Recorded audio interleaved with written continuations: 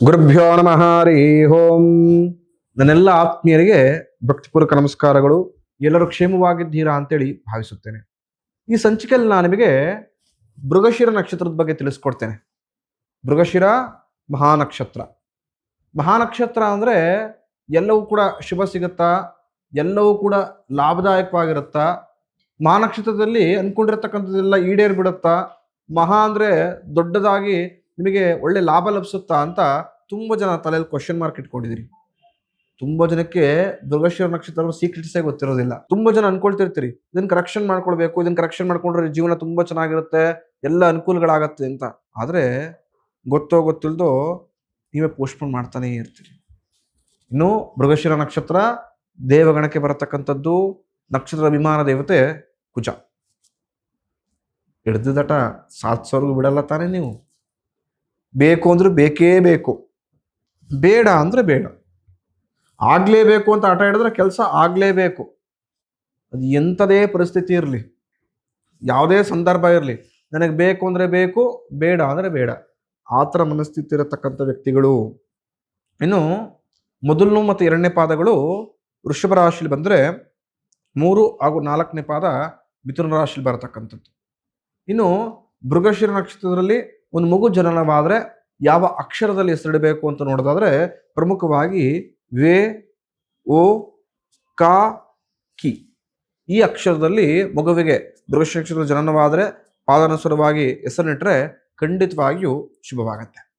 ಇನ್ನು ಇವರ ಸ್ವಭಾವ ಯಾವ ರೀತಿ ಇರುತ್ತೆ, ಇವರ ಪ್ಲಸ್ ಪಾಯಿಂಟ್ ಏನು ಅಂತ ನೋಡೋದಾದ್ರೆ, ಒಳ್ಳೆ ಮಾತುಗಾರರು. ಅವ್ರನ್ನ ಬಿಡಿ ಎಲ್ಲಿ ಬೇಕಾದ್ರೆ ಮಾತಾಡ್ಕೊಂಡು ಗೆದ್ಕೊಂಡ್ಬರ್ತಾರೆ. ಕಾಡಿನಲ್ಲಿ ಬಿಟ್ಟರು ಪ್ರಾಣಿಗಳ ಭಾಷೆನೆ ಕಲಿತೆ ಅದ್ರ ಭಾಷೆನೆ ಮಾತಾಡಿ ಅಲ್ಲೇ ಸೈ ಎನ್ಸ್ಕೊಂಡ್ಬರತಕ್ಕಂಥ ವ್ಯಕ್ತಿತ್ವ ಒಳ್ಳೆಯವರು. ಅಂದ್ರೆ ಎಲ್ಲಿ ಬಿಟ್ಟರು ಕೂಡ ಜೀವನ ಕಟ್ಕೊಳ್ತಾರೆ ಅವರು. ಅವರ ಮಾತೆ ಅವ್ರಿಗೆ ಪ್ಲಸ್ ಪಾಯಿಂಟ್. ಸದಾಕಾಲ ಕ್ರಿಯಾಶೀಲರಾಗಿರ್ತಾರೆ, ಆಕ್ಟಿವ್ ಆಗಿರ್ತಾರೆ ಅವರು.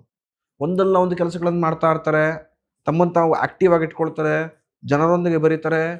ಅವರ ಬುದ್ಧಿಶಕ್ತಿಯಿಂದಲೇ ಅವರು ಒಳ್ಳೆ ಲಾಭವನ್ನು ಗಳಿಸತಕ್ಕಂಥದ್ದು. ಅಂದ್ರೆ ಬುದ್ಧಿಶಕ್ತಿ ತುಂಬ ಚೆನ್ನಾಗಿದೆ ಮೃಗಶಿರ ನಕ್ಷತ್ರದವ್ರಿಗೆ. ತುಂಬ ಚೆನ್ನಾಗಿ ಆಕ್ಟಿವ್ ಮಾಡ್ಕೊಳ್ತಾರೆ.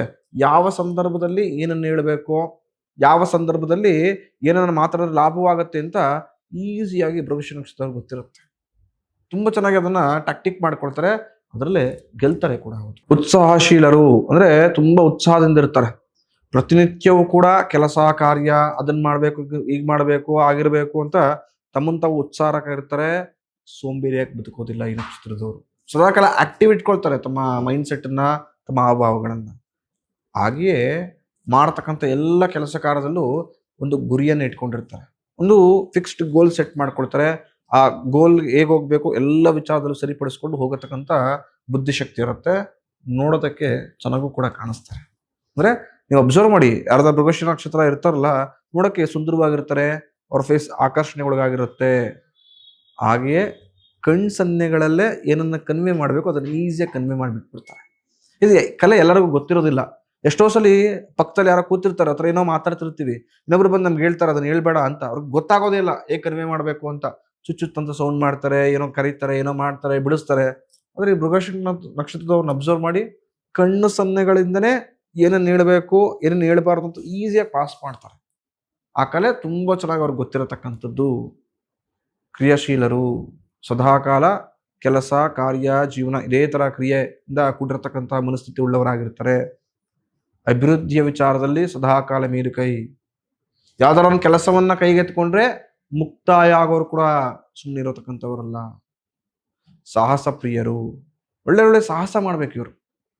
ಪ್ರವಾಸ ಪ್ರಿಯರು, ಟ್ರಿಪ್ಸ್ ಮಾತಾಡ್ತಾರೆ, ಅಲ್ಲಿಗೆ ಹೋಗ್ಬೇಕು, ಇಲ್ಲಿಗೆ ಹೋಗ್ಬೇಕು, ಸುತ್ತಾಡಬೇಕು, ಪ್ರಕೃತಿ ಸೌಂದರ್ಯವನ್ನು ಸವಿಯಬೇಕು, ಹೊಸ ಜನಗಳೊಂದಿಗೆ ಬೆರೀಬೇಕು, ಹೊಸ ಸ್ಥಳಗಳಿಗೆ ಹೋಗ್ಬೇಕು, ಈ ತರ ಮೈಂಡ್ ಸೆಟ್ ಇಟ್ಕೊಂಡಿರ್ತಕ್ಕಂಥ ವ್ಯಕ್ತಿಗಳು. ಇನ್ನು ಇವರ ಮೈನಸ್ ಪಾಯಿಂಟ್ಸ್ಗಳು ಏನಿರುತ್ತಪ್ಪ ಅಂತ ನೋಡೋದಾದ್ರೆ, ಪ್ರಮುಖವಾಗಿ ಒಂದಷ್ಟು ವಿಚಾರದಲ್ಲಿ ಅಡ್ಜಸ್ಟ್ ಮಾಡ್ಕೊಳ್ತಕ್ಕಂಥದ್ದಲ್ಲ.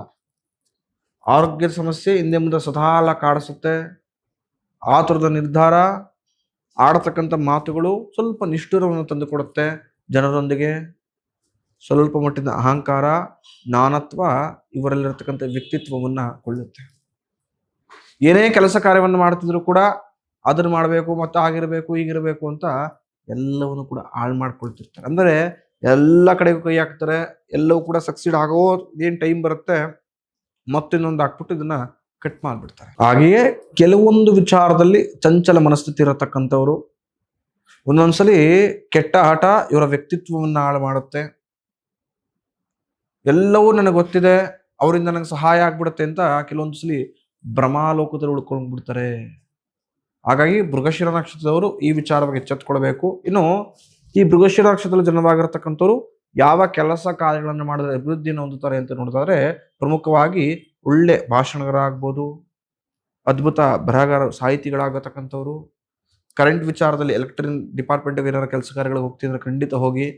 IT ಡಿಪಾರ್ಟ್ಮೆಂಟ್ ನಿಮ್ದು ಆಗಿ ಬರುತ್ತೆ. ಪ್ರೈವೇಟ್ ಆಗಿ ಯಾವ್ದಾರ ಸರ್ವಿಸ್ ಸ್ಟೇಷನ್ ಇಟ್ಕೊಳ್ತೀರಿ, ಎಲೆಕ್ಟ್ರಿಕ್ ಸಂಬಂಧಪಟ್ಟಿದ್ದು ಶೋರೂಮ್ ಇಟ್ಕೊಳ್ತೀನಿ ಅಂದ್ರೆ ಖಂಡಿತ ಇಟ್ಕೊಳ್ಳಿ, ಒಳ್ಳೆ ಲಾಭದಾಯಕ.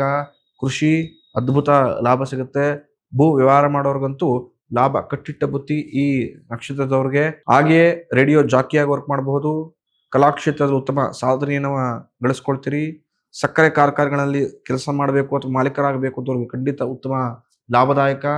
ಈ ಎಲ್ಲ ವಿಚಾರವನ್ನ ಸ್ವಲ್ಪ ಮೈಗೂಡಿಸ್ಕೊಂಡು ಮೃಗಶಿರ ನಕ್ಷತ್ರದವರು ಈ ಕೆಲಸಗಳಲ್ಲಿ ಪ್ರಯತ್ನ ಪಟ್ಟರೆ ಖಂಡಿತ ಕೆಲಸ ಕಾರ್ಯದಲ್ಲಿ ಉತ್ತಮ ಲಾಭವನ್ನ, ಒಳ್ಳೆ ಯಶಸ್ಸನ್ನ, ಕೀರ್ತಿಯನ್ನ ಸಂಪಾದನೆ ಮಾಡ್ತಾರೆ. ಇನ್ನು ಮೃಗಶಿರ ನಕ್ಷತ್ರದವರು ಪ್ರತಿನಿತ್ಯ ಹಾಗೂ ಶಕ್ತಿಯನುಸಾರವಾಗಿ ಸುಬ್ರಹ್ಮಣ್ಯ ಸ್ವಾಮಿ ಆರಾಧನೆಯನ್ನು ಮಾಡಿ, ಪ್ರತಿ ಮಂಗಳವಾರ ಅರಳಿಕಟ್ಟೆ ಕೆಳ ನಾಗರಿಕಲ್ಲಿರುತ್ತೆ, ಅಲ್ಲಿಗೆ ಹೋಗಿ ಅಭಿಷೇಕವನ್ನು ಮಾಡತಕ್ಕಂಥದ್ದು. ಸುಬ್ರಹ್ಮಣ್ಯ ದೇವಸ್ಥಾನಕ್ಕೆ ಹೋಗಿ ತೊಗರಿ ಬೇಳೆಯನ್ನು ದಾನವನ್ನಾಗಿ ಕೊಡತಕ್ಕಂಥದ್ದು ಮಂಗಳವಾರದೊತ್ತು.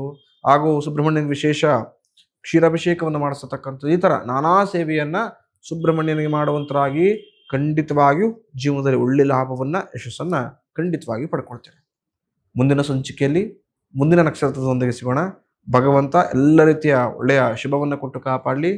ಹಾಗೂ ಮೃಗಶಿರ ನಕ್ಷತ್ರದವರಿಗೆ ಮನಸ್ಸಲ್ಲಿ ಅನ್ಕೊಂಡಿರ್ತಕ್ಕಂಥ ಎಲ್ಲ ಇಷ್ಟೈಶ್ವರ್ಯಗಳು ಈಡೇರಲಿ ಅಂತೇಳಿ ನಾನು ಆಶಿಸ್ತೇನೆ. ಶುಭಮಸ್ತು.